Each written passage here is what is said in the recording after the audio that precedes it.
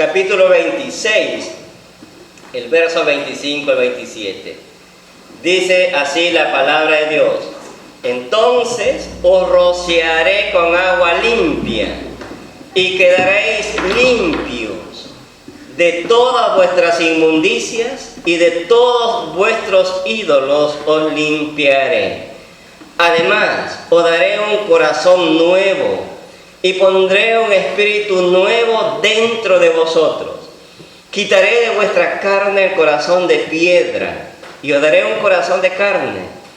Pondré entre vosotros mi espíritu y haré que andéis en mis estatutos y que cumpláis cuidadosamente mis ordenanzas.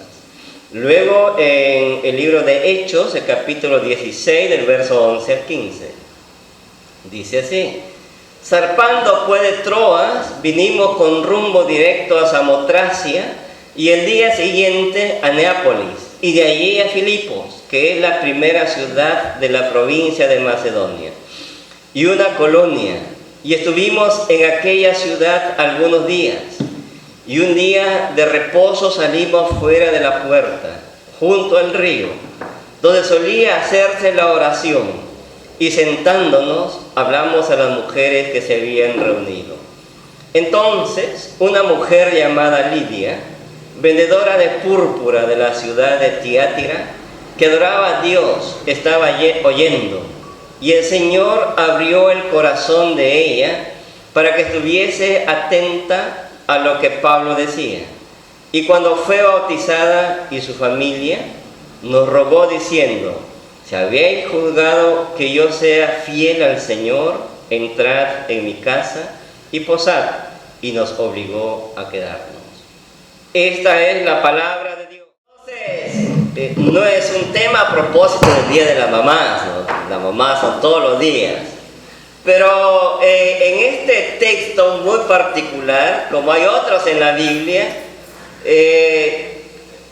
Dios ha deseado de que el nombre de ciertas damas se perpetúe en la historia de la salvación, podríamos decirlo. Y una de ellas es Lidia,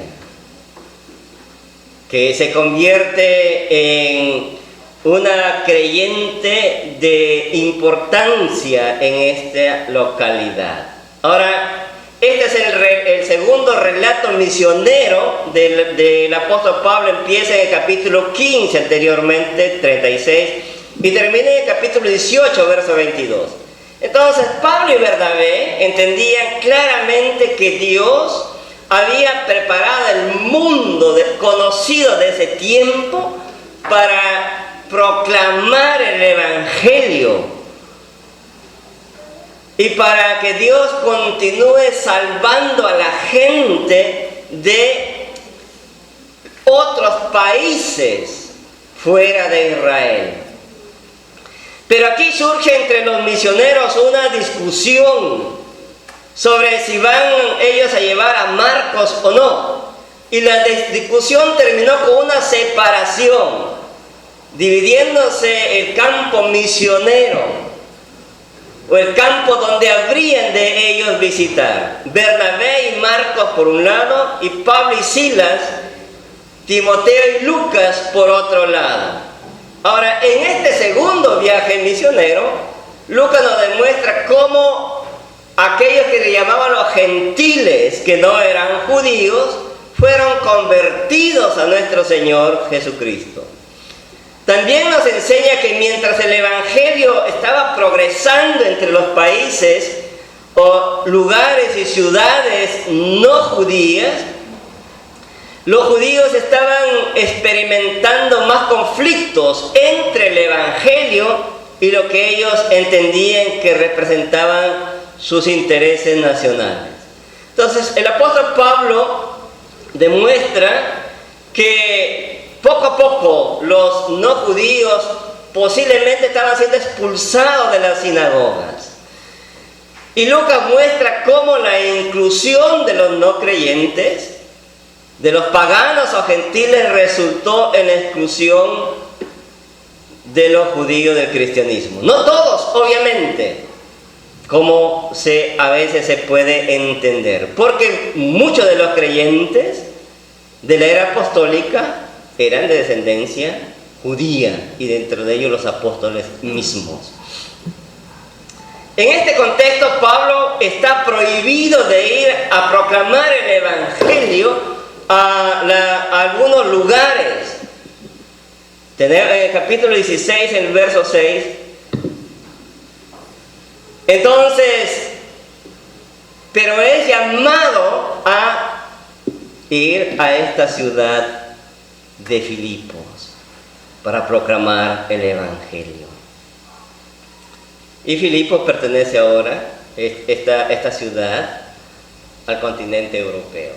Entonces, la provincia de Asia, Macedonia y Acaya, en ese tiempo y en este contexto se constituyen en un gran centro cultural greco-romano, de mucha importancia, obviamente.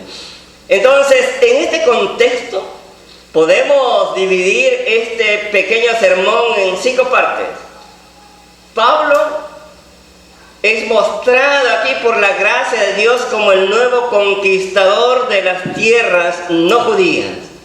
En segundo lugar, Pablo es el creyente que va a la búsqueda de las ovejas perdidas, en imitación a nuestro Señor Jesucristo. Y en tercer lugar, es Cristo y es el Espíritu Santo quien convierte y llama a las personas de los diferentes estratos sociales, como en el caso de esta mujer Lidia, una mujer pudiente.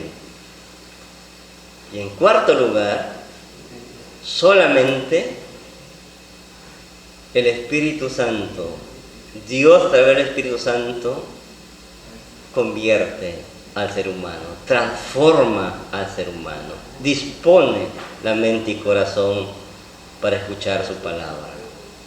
Y en quinto lugar podemos ver algunas cualidades importantes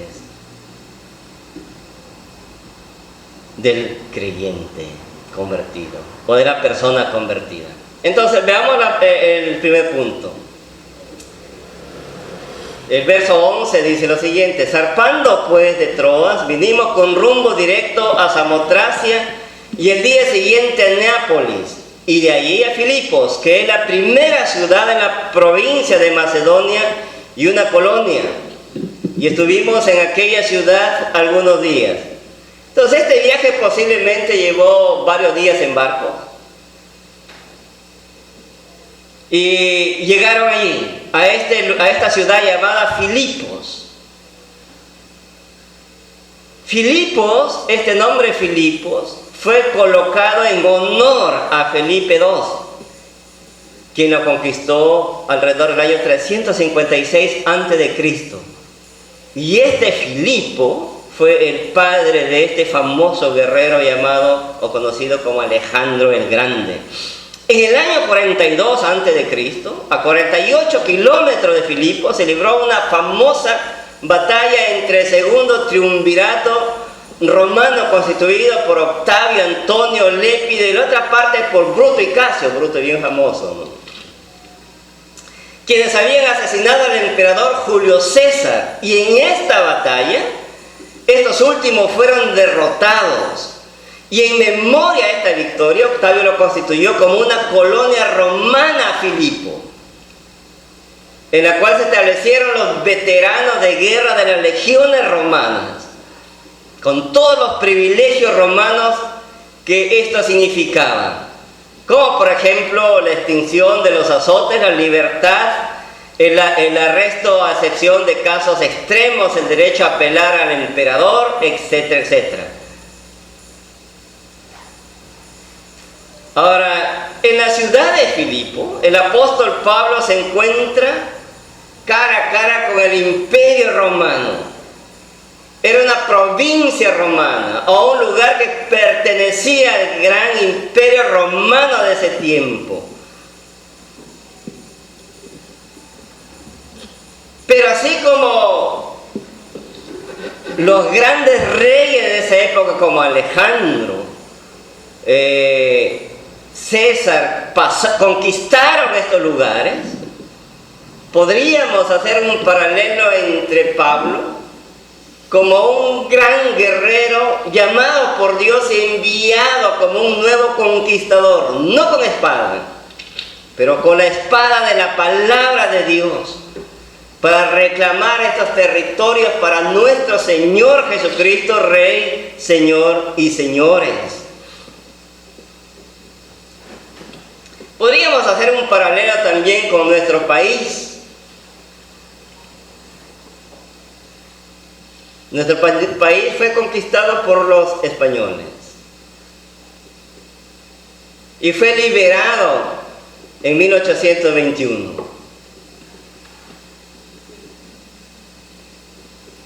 En un sentido figurado, podríamos decir que nuestros primeros misioneros que Dios envió a través de la Iglesia Libre de Escocia, como John Mackay, Calvin Mackay y otros que le sucedieron en la historia, que fundaron la Iglesia Presbiteriana, son los nuevos conquistadores de las tierras latinas o del Perú,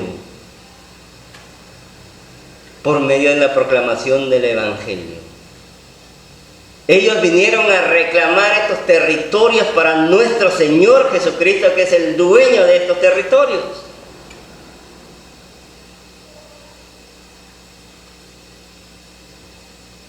Empezaron en Cajamarca, Celendín, luego Lima y otros lugares. Y Cristo sigue siendo Señor de estos territorios y está llamando hombres y mujeres para extender sus dominios en los corazones de nuestros hermanos a lo largo y ancho de todo el Perú. Dios tiene una gran población aquí para su gloria, para su reino, que necesitan del Evangelio. La Iglesia de Cristo se debe constituir en la militancia de Jesucristo para proclamar el Evangelio en todo nuestro país. Usted que está sentado ahí, Dios le está llamando para hacer misiones. Pero no necesitamos ir tan lejos. Por varias razones, algunas veces no podremos hacerlo. Pero tenemos familia, tenemos amigos, tenemos un colegio aquí. Dios está mirando estos corazones y ha orado por estos corazones para convertirlos. Pero lo hará a través de la proclamación del Evangelio de nuestro Señor Jesucristo. En segundo lugar, hay una enseñanza muy hermosa. Pablo va a buscar, siguiendo el modelo de Cristo. Verso 13: y un día de reposo salimos de la puerta junto al río, donde solía hacerse la oración, y sentándonos hablamos a las mujeres que se habían reunido. Normalmente la estrategia de Pablo era ir a las sinagogas, aun cuando lo expulsaban de allí, porque ahí se reunían los varones judíos y se iba a proclamar el Evangelio ahí. Sin embargo, en este caso al parecer no había una sinagoga por alguna razón que no conocemos. O tal vez había tan pocos varones que no podían establecer una sinagoga, porque se necesitaba una cantidad determinada de varones, de hombres judíos o prosélitos judíos sobre todo, para fundar una sinagoga. Pero sí había judíos que creían en Dios. Sí había israelitas que creían en Dios. Y había un grupo de damas que se reunían para adorar a Dios. El hecho de que no exista una sinagoga no era un impedimento para adorar a Dios.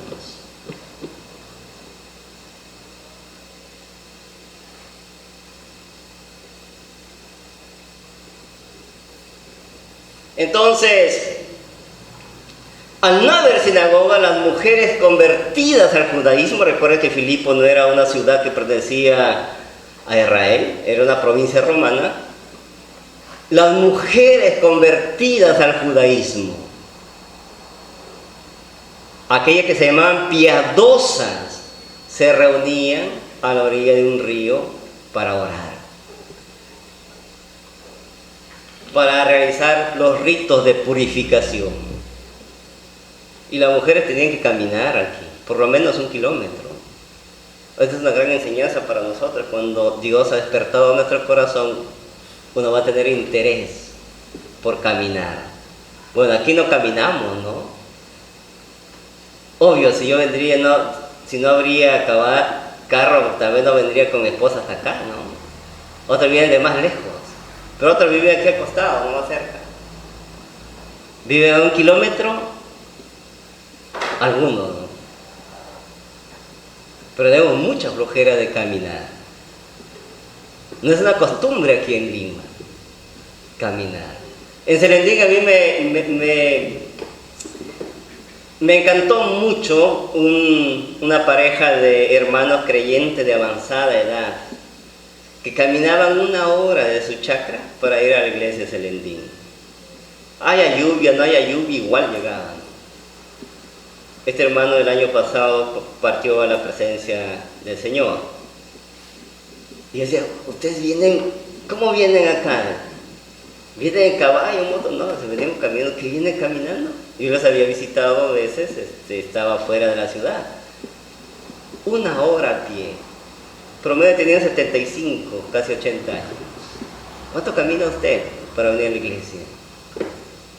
Que algunos quieren venir con su colchón encima.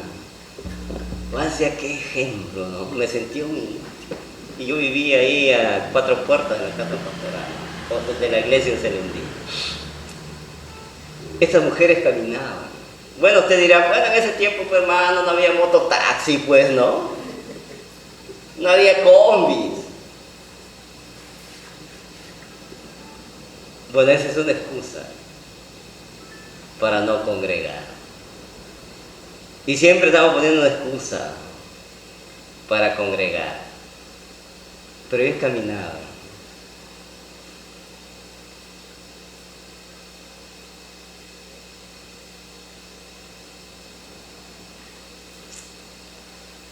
En el día de reposo, como este día, el sábado del Nuevo Testamento.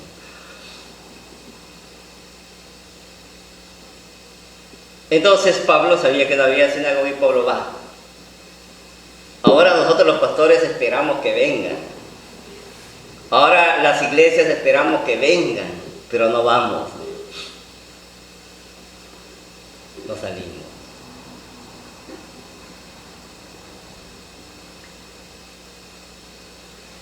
Jesús vino a buscar a la oveja perdida.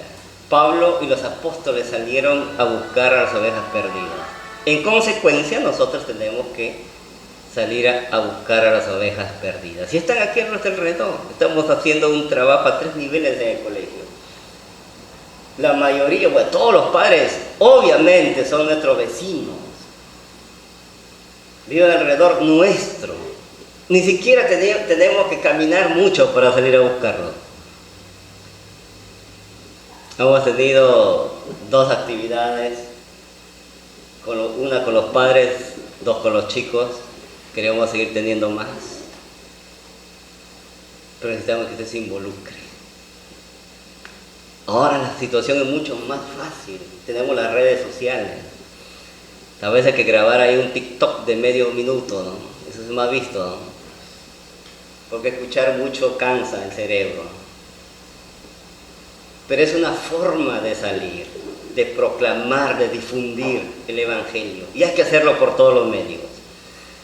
No necesitamos caminar 1 kilómetro.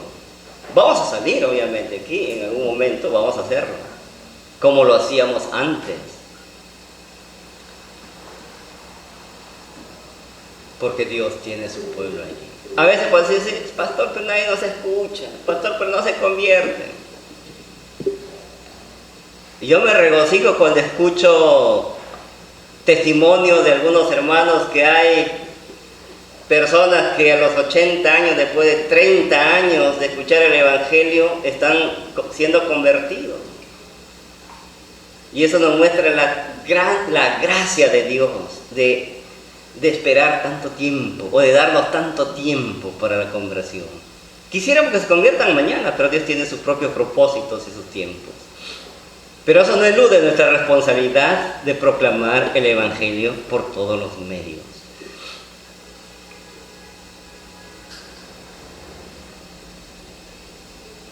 Entonces, en este grupo de damas había una mujer llamada Lidia que se reunía con ellas. Entonces, una mujer llamada Lidia, vendedora de púrpura de la ciudad de Tiatira, que adoraba a Dios. Entonces, en el término moderno podemos decir que esta era una empresaria. Y Lidia era procedente de esta ciudad, Tiatira, ubicada al otro lado del mar Egeo, pero se había mudado ahí, radicaba en Filipos, y se dedicaba a la venta de telas de púrpura. Estas telas se obtenían de una tinta especial, de un molusco, y dicen los expertos que posiblemente se necesitaban unos 8.000 moluscos para producir 1 gramo de púrpura, para teñir estas telas. Obviamente estas telas no podía usar la gente de a pie del pueblo. Este tipo de tela con este tipo de color era usado por la gente de la alta alcurnia, de la alta sociedad, por su elevado costo, obviamente, ¿no? Entonces era un negocio muy rentable y el Señor había permitido que esta mujer empresaria, seguramente con toda su familia, se dedique a este negocio exitoso, pero Dios ya había empezado a obrar en ella. Y ella estaba, tal vez como usted, por curiosidad, si es que no se había convertido al cristianismo, que lo más posible, venir a la iglesia.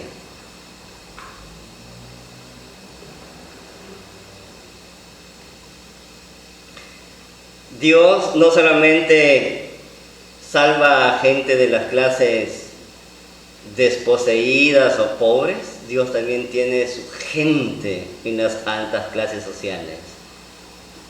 Aquí en el Perú también hay clases sociales altas, ¿no? Y el Evangelio debe llegar a ellos, porque Dios tiene su pueblo ahí. Dios no discrimina. Para Dios no hay pobre ni rico. Todos estamos en el mismo plano horizontal de pecaminosidad delante de Dios. Y tiene su pueblo en todos los estratos sociales. Ahora, Lidia ya era una mujer que adoraba a Dios. Lidia había llegado a ser creyente en el Dios de Israel. Y como gentil, era una persona calificada como temerosa, piadosa de Dios. Todavía posiblemente no lo habían aceptado los israelitas como una conversa, pero ella se reunía a orar a Dios en a orilla de este río con el grupo de mujeres. Y al parecer era una fiel y asidua asistente a estas oraciones. Tal vez usted está viniendo por curiosidad. Me han invitado a la iglesia, vamos a ver qué hay ahí en la iglesia de los jazmines. Y me han invitado por el Día de la Madre. Quisiéramos que esa sea una señal de que Dios está obrando en su corazón, como en el de Lidia. Ahora, aquí hay algo bien importante que quisiera que notemos. El verso 14 es: entonces una mujer llamada Lidia, vendedora de púrpura de la ciudad de Tiatira, que adoraba a Dios, estaba oyendo. Y el Señor abrió el corazón de ella para que estuviese atenta a lo que Pablo decía. Ella estaba oyendo. Pero es diferente, me imagino, estar atento. Usted puede estar escuchando, pero no está atento. Y en su mente hay allí una ebullición de ciertas circunstancias que no le permiten. Tal vez usted está pensando en el almuerzo, a dónde le va a dar su esposo hoy día, si tiene esposo. O está pensando qué le han cocinado sus hijas, qué le van a cocinar sus hijos, etcétera, etcétera. Pero note aquí, Dios obró a través de su Santo Espíritu y abrió el corazón de ella para que ella ponga atención a lo que Pablo decía. Entonces, la palabra es que el Señor abrió el corazón para que ella estuviese atenta a lo que Pablo decía. Este es un término bien importante. Fue Dios quien obró en ella para que ella tenga ese interés y ponga atención en la palabra de Dios, para que su mente se concentre en ella, en la palabra de Dios. Usted sabe que es muy difícil concentrarse en un sermón de media hora o más, o en un estudio bíblico. Usted puede estar aparente muy atentamente mirando y está en otra dimensión. Solamente el Espíritu Santo puede persuadirnos y darnos la capacidad para poder estar atentos a la palabra de Dios. Esta es una obra exclusiva del Espíritu Santo. Es una obra sobrenatural del Espíritu Santo. En Ezequiel que hemos leído, es una versión de esto. El apóstol Ezequiel dice: os daré un corazón nuevo y pondré un espíritu nuevo dentro de vosotros, y quitaré de vuestra carne el corazón de piedra, y os daré un corazón de carne, y pondré dentro de vosotros mi espíritu, y haré que andéis en mis estatutos y guardéis mis preceptos, y los pongáis por obra. A menos que el Espíritu Santo obre, a menos que Dios nos dé un nuevo corazón. El corazón de piedra es el corazón que no quiere saber nada con Dios, que huye de Dios, que se avergüenza de Dios, que rechaza a Dios, que no tiene interés en las cosas de Dios. No es que en realidad tenemos una piedra aquí, pero son esas cualidades: la dureza por el mensaje y la voz de Dios. A menos que Dios obre, no podemos tener interés genuino por las cosas de Dios. Tenemos otro caso también con Jesús mismo en Lucas el capítulo 24, versos 43 y 45. Note en este evento: y él, Jesús,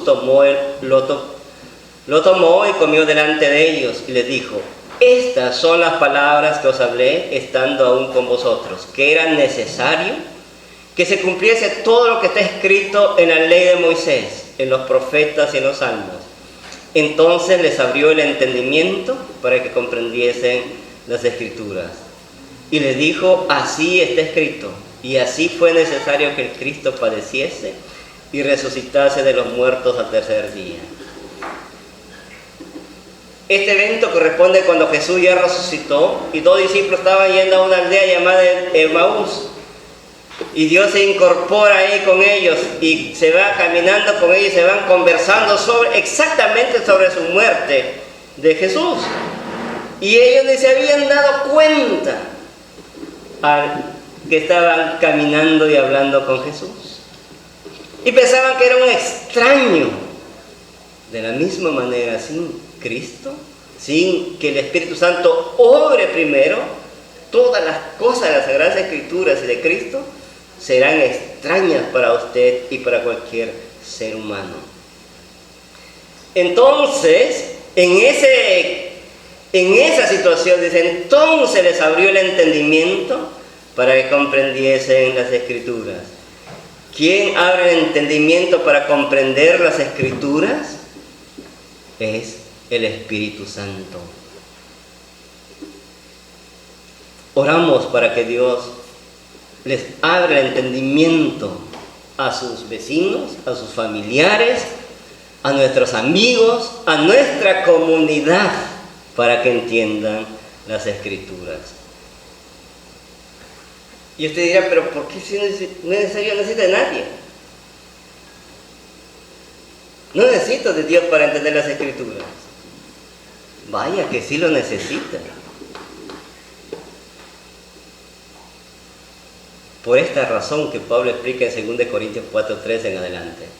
Pero si nuestro evangelio está aún encubierto, entre los que se pierden está encubierto, en los cuales el Dios de este siglo cegó el entendimiento de los incrédulos, para que no le resplandezca la luz del Evangelio de la gloria de Cristo, el cual es la imagen de Dios.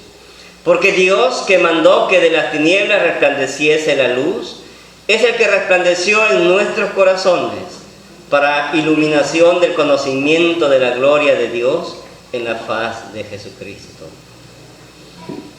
¿Quién es el Dios de este siglo? Satanás.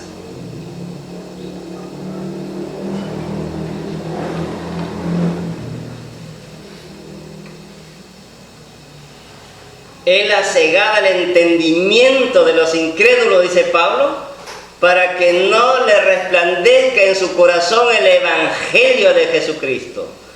Note usted, a menos que el Espíritu Santo obre poderosamente en nuestros invitados, en nuestra familia, en nuestros amigos, a menos que lo haga, no podrán entender las Sagradas Escrituras y el llamado de Dios. Por eso es necesario proclamar el Evangelio, para que el Espíritu Santo obre en aquellos que Él ha llamado. Y esto explica por qué hay un rechazo radical de los que no creen en nuestro Señor Jesucristo. Porque su entendimiento ha sido endurecido, cegado. El Evangelio ha sido encubierto para ellos y necesita una obra extraordinaria y sobrenatural para que se arrepientan.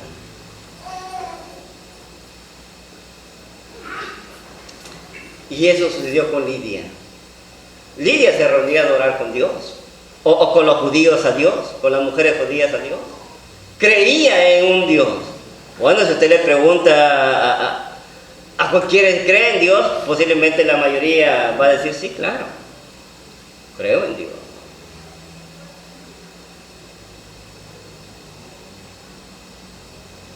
Y le va a decir, creo en la Virgen, y creo en todas las vírgenes, y en San Pedro, y en todos los santos. Pero también creo en la Mamá Pacha.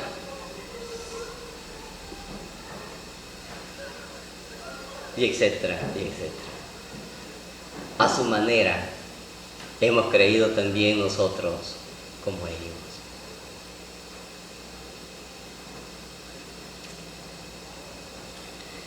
Entonces lo que ha sucedido en nosotros también es esto. Dios ha derramado su Espíritu Santo en nuestra mente y corazón para que el Evangelio glorioso de Cristo nos saque de las tinieblas a la luz poderosa de Cristo Jesús. Tenemos que orar también para que Dios siga obrando como lo hizo con nosotros, con usted. No nos desanimemos, no se apure. Tengan paciencia, la obra es de Dios. La obra no depende de la florida labia del predicador. Yo sé que a los peruanos nos gusta que nos tonteen con una florida labia, ¿no? No importa que se hable cualquier cosa, pero amén. No depende de que usted decida o no decida. No puede decidir. Nadie puede decidir recibir a Cristo, a menos que el Espíritu Santo haya obrado primero, en ese orden de cosas. Como en el caso de Lidia, Dios obró y luego ella fue convertida al Evangelio. Claro, nosotros a veces nos atribuimos, porque claro, si no nuestra autoestima se va por los pisos, ¿no? Y yo no puedo hacer nada. No puedes.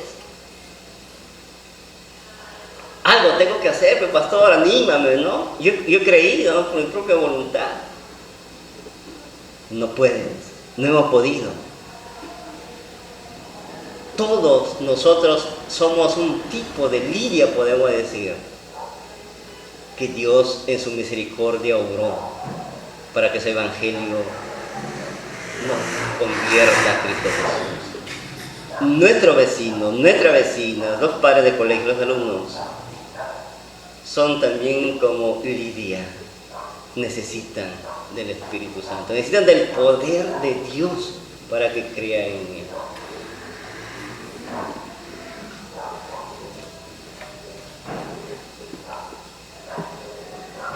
Y demos gracias a Dios que Él sigue obrando y seguirá obrando poderosamente como lo hizo con Lidia para convertirla. Y se convirtió Lidia, obviamente. Usted me dirá, pero ahí no, él dice, en el texto no dice que se convirtió. Pues sí, se convirtió. Lea el capítulo 15. Y cuando fue bautizada, y su familia nos rogó diciendo: si habéis juzgado que yo sea fiel al Señor, entrad en mi casa y posad, y nos obligó a quedarnos. Dios tiene su pueblo en las castas ricas también, por si acaso. Oremos para que el Evangelio llegue a las castas sociales ricas del Perú también. Hay iglesias en las castas ricas aquí en el Perú, por supuesto. Pero oremos para que esto inunde todas las clases y los estratos sociales. Dios tiene Lidias, no solamente en los estratos menores, en todos los estratos sociales. Dios tiene su pueblo allí también.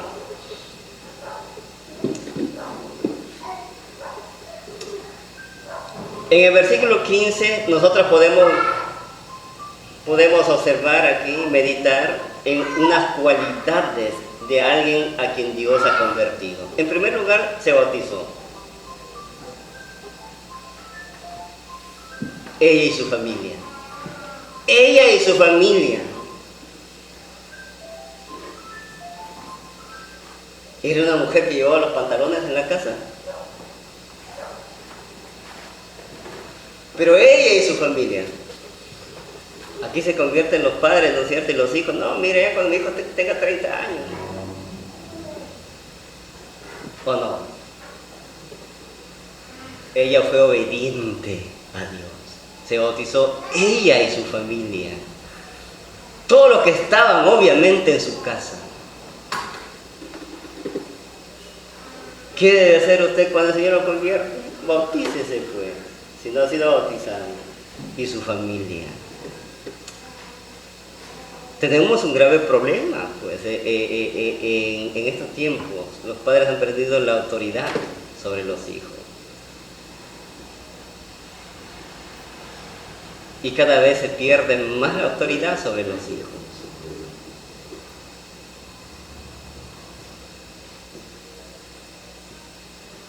Por la influencia de ideologías modernas. Y tal vez su hijo le va a decir: papá, yo no me quiero bautizar, menores dicen, te denuncio si me vas a bautizar. Bueno, no llega a ese extremo, estoy bromeando. Espero que no suceda en un momento. Pero ella y su familia fue bautizada. Qué hermoso, ¿no? Cuando uno bautiza a sus hijos, a su familia, cree en Jesucristo. Sus hijos se crían dentro del círculo de la salvación, dentro del círculo de la seguridad.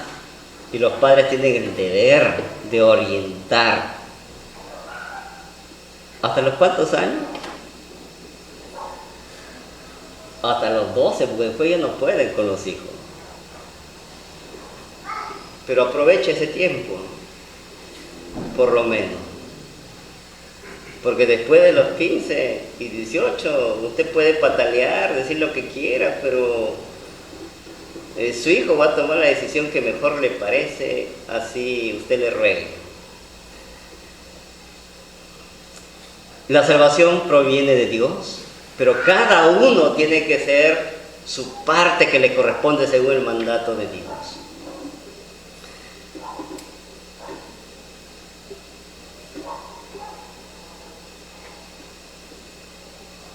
Entonces, cuando uno es convertido por el Señor, uno va a hacer lo que Dios ha ordenado que se haga. Va a hacer su voluntad. Y eso es lo que Dios desea de sus hijos, que hagamos su voluntad. Entonces eso fue una respuesta inmediata, no estuvo pensándolo y postergándolo. ¿Tomamos decisiones así cuando el Señor nos ha convertido, nos habla? ¿O nos podemos a calcular ahí, bueno, a ver, vamos a ver qué pasa? Un corazón convertido es un corazón que actúa o nos lleva a una acción concreta en obediencia a Dios.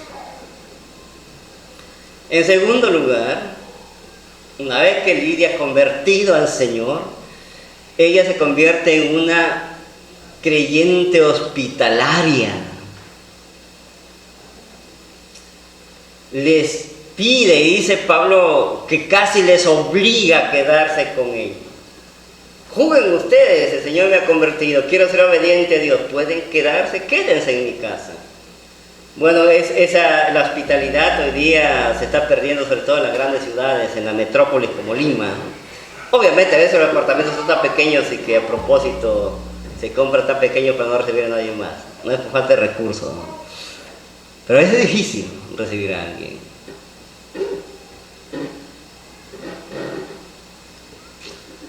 Pero no solamente el Señor había tocado las fibras profundas de su mente y corazón, pero es muy posible, obviamente ahí funcionó en la primera iglesia en Filipo.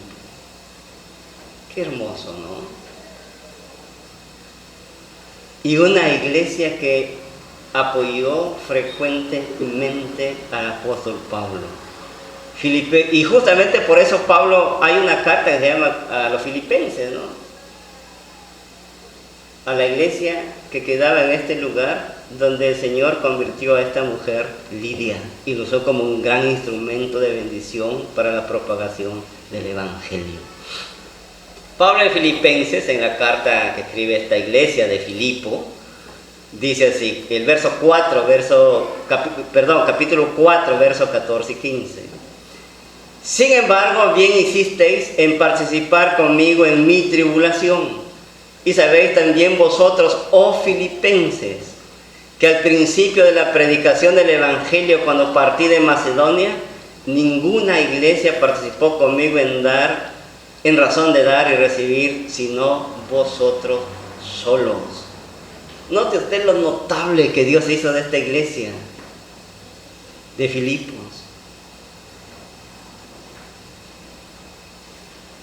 Generosa con las misiones del apóstol Pablo.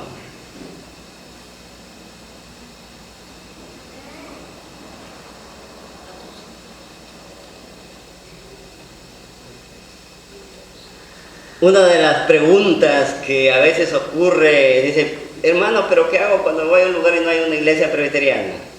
Pues abra su casa y empiece una célula allí. Y si un pastor dice, aquí no hay ninguna iglesia presbiteriana, quiere que una iglesia me llame, abra las puertas de su casa. Con mi esposa tenemos planeado iniciar una obra en Pueblo Libre en algún momento, pero eso no es nuestra meta. Y si hijas, miren, hubiese llamado, hubiésemos empezado ya hace rato ahí una célula.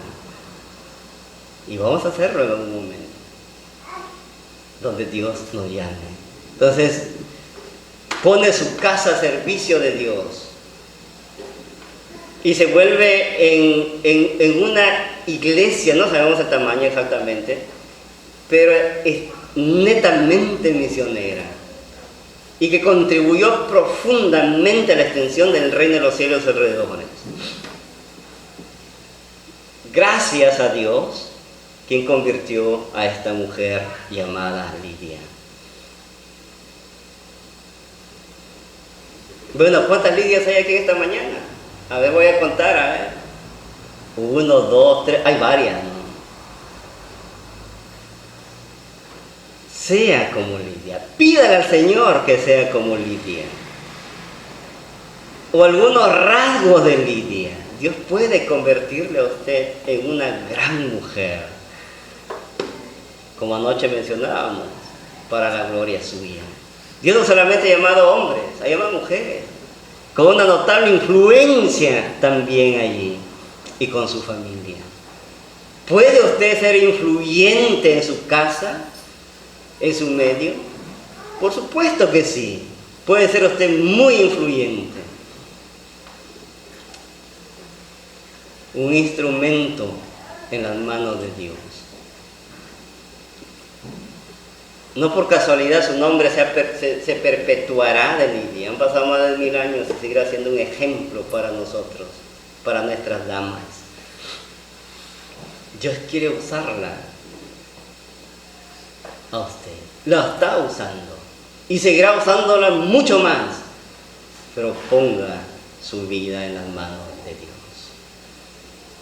Entonces, finalmente es un tropiezo ser empresario, un brillante profesional, científico, no lo sé, negociante, o pertenecer a una casta social alta para servir al Señor, para adorar a Dios. La respuesta es no, en ninguna manera.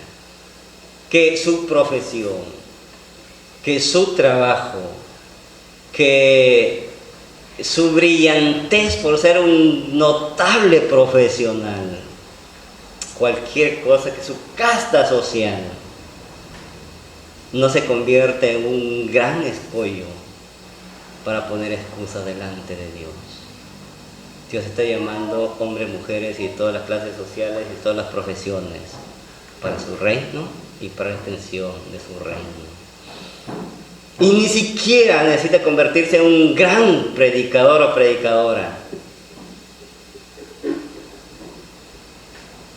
Lidia abrió las puertas de su casa y ahí empezó la primera iglesia misionera en Filipos. Y Dios quiere hacer lo mismo con algunos de ustedes seguramente. Oremos para que el Señor les dé y nos dé a todos el entendimiento de su gracia, para que esta gracia pueda llegar a nosotros. ¿Cuántas Lidias hay hoy día en esta mañana? Hay muchas. Y oremos por muchas Lidias. Que Dios le bendiga ricamente. Vamos a ponernos en pie.